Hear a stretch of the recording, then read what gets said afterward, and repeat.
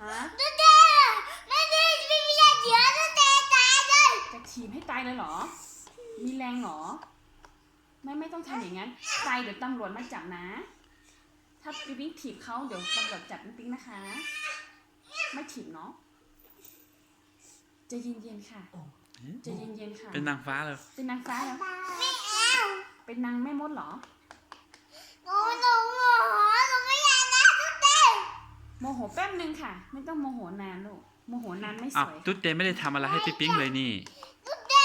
หนูถอยแค่นิดเดียวหนูไม่เห็นหนูตุ๊เต้นะเจ๊ตุ๊เต้ไม่เอา อ๋อ ก็ตุ๊กเจไม่รู้เรื่องไงคะลูก เอาดูเดี๋ยวก็ติดด่าพี่เจเอาก็ติดด่าพี่เจแล้ว ไม่เป็นไรเขาผู้ชายยังไม่รู้เรื่องค่ะ โอเค ไม่อยากนะตุ๊เต้ โอเค ไม่ โอ เป็น เค ไรไม่เป็นไรลูก ไม่อยากนะตุ๊เต้ มีบอกว่ามีสอน ไม่ก่อนนะ อ๋อปิ๊งปิ๊งสอนแต่ตุ๊ดเต้ไม่ฟังเหรอ สอนตุ๊กเจนิดเดียวตุ๊กเจก็บอกว่าเจ็บแล้วก็ร้องไห้เสียงดัง โอเคอ่ะไม่โอเคโอเคโอเค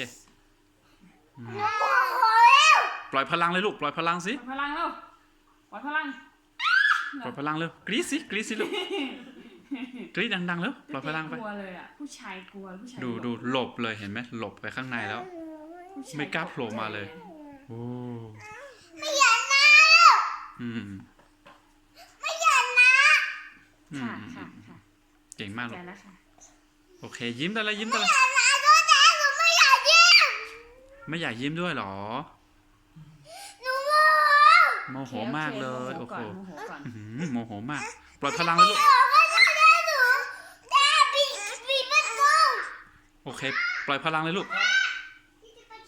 โอเค